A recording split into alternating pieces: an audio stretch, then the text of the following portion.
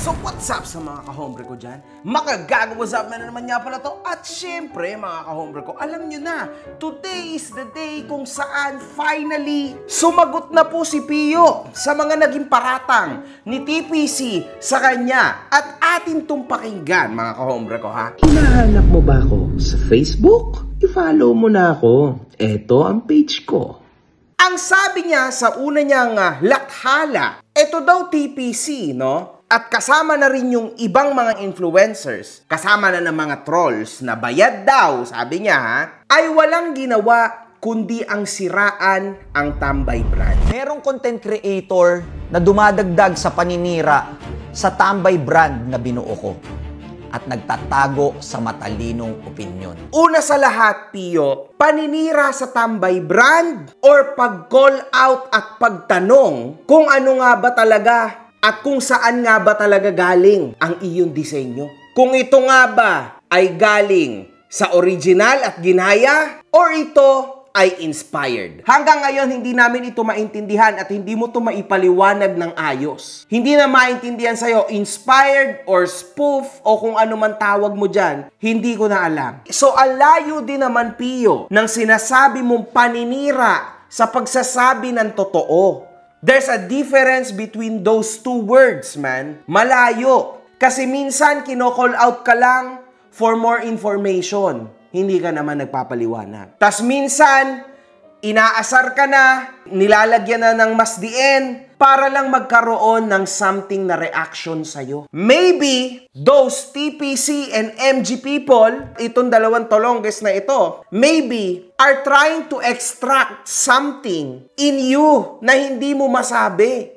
Maybe, itong dalawang tolongges na to, ang tool para mas lalong mag-evolve at mapapunta sa ibang level or dimension ang iyong negosyo na tambay. Tambay cup, tambay na ala, kung ano-ano pang ilalagay mo sa market, no? Ngayon, hindi mo masagot. So, yung evolution mo ay continuously na hindi natutuloy. Kasi napakadali lang naman eh. Kung sasagutin mo lang ng tama, everything will be okay. Kung sasagutin mo lang ang mga katanungan ng ayos na hindi pa ganun-ganon, pa segue-segue, tulad na napakaraming influencer dyan, wala naman tayo magiging problema. Kasi tapos na ang mga tao, tapos na ang henerasyon na to sa paninira, Pio. Tapos na. Alam nyo mga kahombre ko, kung papakinggan nyo rin yung kanta na ginawa ko kay Pio, syempre may halong satire yun eh. Obviously, para maging masaya at makulit. Real talk, masakit, bakit kita boy sisira? Para copyright at patent ang humabol sa'yo. Asahan mo, pati brief mo, maibebenta mo. Pirmahan mo ha, limited yan eh. Pero kung iintindihin mo, there's nothing wrong about that. Because I was just stating facts and real things na tunay na mga nangyayari at nangyari. Hindi ko alam, Pio, kung bakit ganyan ang mentalidad mo. Bakit ang iniisip mo, sinisiraan ka? When these people are actually calling you out for you to stand sa iyong mga pangarap. Diba?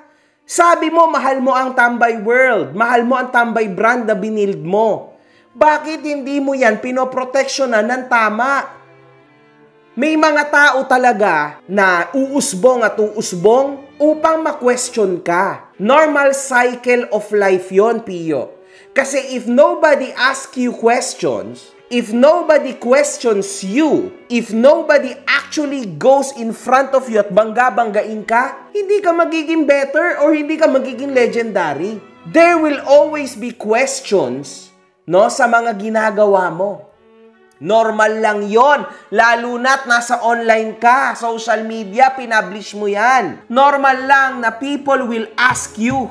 Isa lang ang pwede mong gawin dyan, banggain mo sila ng mas malakas at sagutin mo ng ayos, straightforward at totoo ang mga kupal na yan. How about sa sinasabi mo nagtatago sa matalinong opinyon? Nanggaling na sa'yo, matalinong opinyon. Ibig sabihin, bakit ka ma-offend kung galing naman pala ang mga comments sa'yo ng mga tolongges na to ni MG at ni TPC sa matalinong opinyon? Ibig sabihin, Kinikritik ka lang niyang dalawang tolongges na yan. Ibig sabihin, Pio, isa puso mo yon. Ipasok mo sa utak mo, intindihin mo, and make your brand better. Yun lang yon, Pio. Paano ka ba hindi sasabihan? Ito, ang pinaglalaban ko, ang sinasabi ko is yung quality ng cup mo pangit. Kasi ayon sa mga report sa akin. Tama. At napatunayan natin yan at gaya-gaya yung mga logo, bla bla bla. Ito namang isa, ang sinasabi sa'yo is yung pagiging tambay, hindi maganda. Pangit. Now, you're trying to explain to this person, kay TPC, yung ibig mong sabihin, yung motivasyon mo. And I actually stand with you here. Pero itong other side, hindi mo siya mapaliwanag ng ayos, man. Kasi itong pagdating sa tambay na pangalan, tambay brand na you're trying to revolutionize, it's very much understandable. Naintindihan ko na ikaw, Pio, dahil sa video mo na to, okay? I really understand you. And lalo na nung sinabi mo na marami kang taong natutulungan, bla bla bla, daming nabago ang buhay, madami kang napapakain ng mga tambay dahil sa brand mo, man, it's okay. Wala namang problema dyan eh. Pero si TPC rin, may iba rin siyang ibig sabihin sa'yo, Pio. Sana naman, no, ito good start. Dahil kahit papano, sinabi mo na matalinong opinyon. So I really hope na ito ay good start para sa bagong knowledge mo na ilalagay mo sa iyong tambay brand. Kasi isipin mo, Pio, dito na lang sa sinabi ko sa iyo, sa mga pinagsasabi ko sa inyo itong mga nakaraan. What if baguhin mo bigla ang quality ng cup mo? What if totoong mag-design kayo ng original na tambay logo, tambay concept na cup, colorway, sobrang unique? What if gawin mo yon all of a sudden? Di ba mananahimik lahat ng kritik mo? At actually, sobrang magiging patok lalo ang iyong negosyo. Kasi inayos mo yung mali. Instead, na lalabanan mo yung tama. Kasi Pio, alam mo yon, yung mga nakarating sa amin, galing din sa mga consumers mo. Hindi mo naman ako consumer, Pio. Pero yung mga tao na nagme-message sa akin or sa amin, consumers mo yun, na disappointed sa brand mo. Disappointed na ang layo ng presyo ng benta mo sa quality ng cup mo. Yun lang yun, man. Could you imagine kung ayusin mo, inayos mo lahat yung pinagsasabi ko sa'yo about almost a year ago? At ginawa mo na, nilabas mo na ngayon sa version mo na bago? Imagine mo gano'ng katindi naging sales mo sana. Kasi usually, Pio, tulad din sa musika, alam mo yan, no? Nag-i-start ang lahat sa pagka-inspired mo. Tama? So, ginagaya mo yung flow ng kanta, ginagaya mo yung medyo yung beat ng kanta. Ginamit mo lang yon, Pio, para magkaroon ka ng stepping stone. Mabilis-bilis kang makilala kahit papano kasi alam na at kilala na yung tono. In this case, brand mo, yung mga logo. Alam na yun eh. Sa NBA, NFL, sa NASCAR, Thrasher, ginaya mo naman talaga eh. Pero, ngayon sana, no? Sumikat ka na bilang rapper, nakilala ka na, yung brand name mo, nakilala na. It's time to do an original concept. Tapos na. Tapos ka na sa panggagaya o inspired ko no finished, man. Kasi meron ka ng pangalan. Even yung Tanduay na logo, ginaya mo lang din. Sana man lang, inayos mo na lang totally, di wala na tayong pinag-uusapan. Tama ba, Pio? Kasi may pangalan ka na eh. Okay na yung tambay brand mo. So bakit hindi ka makagawa ng original concept? Ayan ang question ko sa'yo. Sabi mo meron kang designer. Kompleto ka ng mga tao mo. Tapos biglang ganito. And then there's a lot of things na nami-mistaken natin.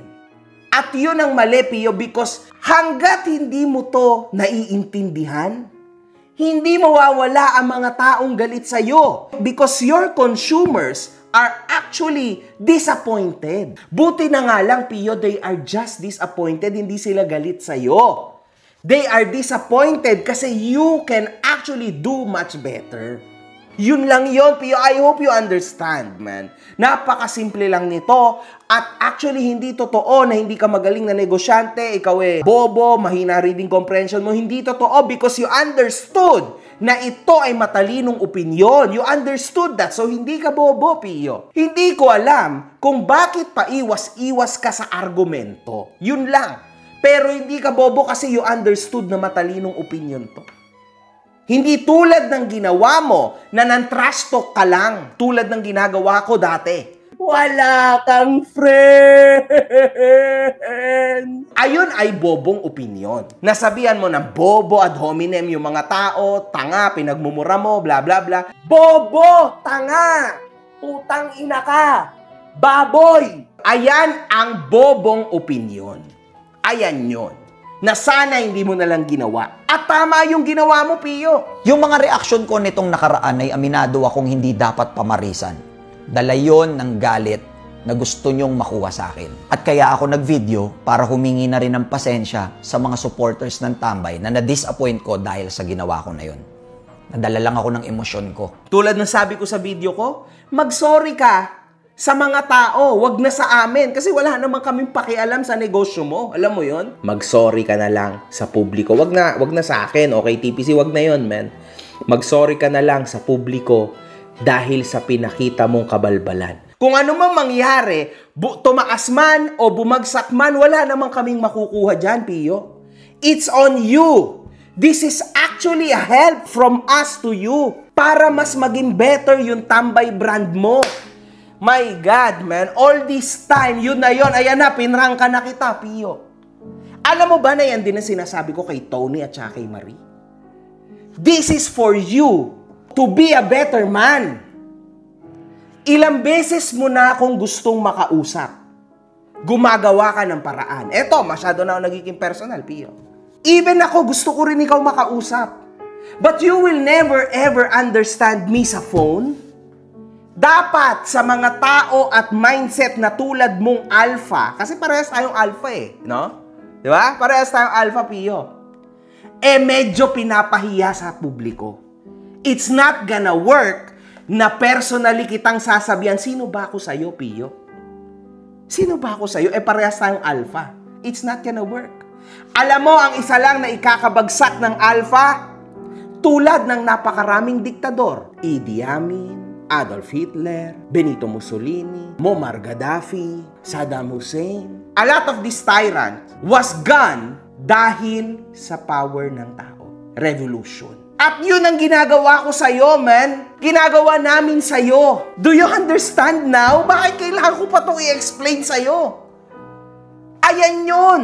But you are lucky because you will not be executed here tulad na nangyari sa kanila. Dito, Pio, sa modern world, these people are here to help you become better. Modern world to. Hindi to mga 1940s, 1920s. Hindi. Modern world to ng pagtulong sa'yo upang ikaw lalong umangat. Sino ba naman di magiging masaya? Eto, real talk. Isang Pinoy brand, parang naging LV, naging Gucci. Bakit hindi, man? Bakit hindi? Baliw ka ba, Pio? Sa tingin mo, hindi ko trip yun? Nakaka-proud. Lalo na ako. Lilipad ako sa ibang bansa na naman. Makita ko Tambay brand mo nandun. Wow, Tambay. Alam mo ba gano'n nakaka-proud yun bilang Pilipino, Pio? Ayan nga yung mga tsaki na binili ko kay Toyo. Di hamak na mas maganda yung quality na yan kaysa original para sa akin, no? See, they are still there. Di ba gaano kaganda yon, Pio? Ayan o. Di ba? Filipino made yan. Di ba nakaka-proud i-display? Sa tingin mo, hindi kami magiging proud na i-display ang Tambay Cup mo? Hindi ako magiging proud ilagay dito yung Tambay Cup ko? A lot of people believes in you now.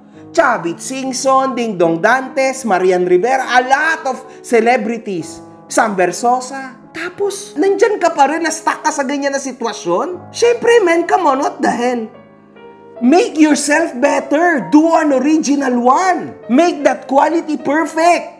Para literal na pwede pang export. May pera ka na, kumita ka na, may pangalan ka na, what the, hindi mo pa kayang gawin na better yung iyong minamahal na brand. Grabe, Pio. Sorry, man, pero all this time, ito yung gusto ko sabihin sa'yo. Bakit di mo ito maintindihan, man? Bakit ganon? Bakit kinailangan ko pang i-breakdown lahat? Ano ka ba, man? What the hell? At sabi niya pa, mga kahombre ko, basura daw ang maging Tambay. And actually, yung meaning nun, Pio, you are trying to revolutionize it. I understand that. Saludo pa rin sa lahat ng mga Tambay na nangangarap at nagsisipag araw-araw para maabot lahat ng pangarap nila sa buhay. Saludo lalo sa mga dating Tambay na naabot na ang lahat ng mga pangarap nila sa buhay. Pero as of now, Pio, as of this moment, basura naman talaga ang tambay. You know this. At dahil ikaw ay tambay, ang dami mo nang maiisip na kabulastugan sa buhay mo. Mag-inom, magganto, magganyan, gumawa ng mga pangit. Wala kang magawa kasi wala kang income. Yan ang ibig sabihin noon. No, sa mababang leksyon o lektura. Yun lang yun, Pio. Pero nothing personal about that. It's just real talk. Masakit nga lang yung pagkakasabi, Pio. Pero real talk siya. Naintindihan mo? Kasi hindi mo pa naman na-revolutionize ng tama yung word na tambay. Ibig sabihin, you need to change something. Ikaw na yun, malapit ka na, man. Malapit mo na ma-revolutionize sa salitang tambay, tas ngayon, hanggang ngayon, hindi ka nakikinig sa mga nangkikritik sa'yo. Mali yun, Pio. Kasi you are there, man. Nasa conversation ka na malapit mo nang maayos yung salitang tambay.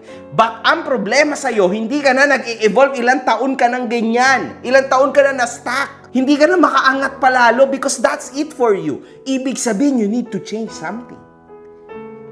And ito yon, Pio, yung mga kinikritik sa'yo. Ayusin mo, wag mo tong gamitin bilang negativity sa'yo, gamitin mo to as positive para makaangat ka sa buhay mo. Pio, alam mo, sinasabi ko to sa'yo because I am here at yun ang nangyari sa akin, kaya ako nandito pa rin sa YouTube. Alam mo ba na 2 beses na ako nalaos, Pio? Pero dahil nakinig ako sa mga kritiko ko, sa mga fans ko, sa mga kahombre ko, sa mga taong malapit sa akin, kinikritik nila yung trabaho ko, naging ayos ako, Pio. So, totoo.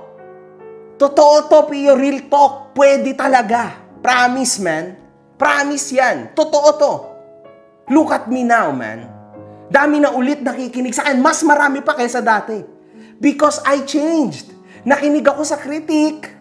Nakinig ako sa mga kahombre ko. In short, nakinig ako sa mga consumers ng mga videos ko. Partida na hindi pa yung gumagastos sila. Kasi libre lang naman sa YouTube, libre lang naman makinig at manood. Eh ikaw, Pio, dapat double ka kasi ginagastusan nila yung brand mo. Hanggang dito na lang ako. Pero I really hope, Pio, no, na maayos mo ang situation mo na ito. Listen to everybody who is trying to save you, to make you better. Huwag mong isipin, tanggalin mo na sa puso mo at isipan mo yung paninira na word, man. No, it's not true. Hindi ka sinisiraan, man. Nagsasabi lang ng totoo sa'yo. Yun lang, Pio. One love. Good fucking vibes. Mga putang ina nyo kayo.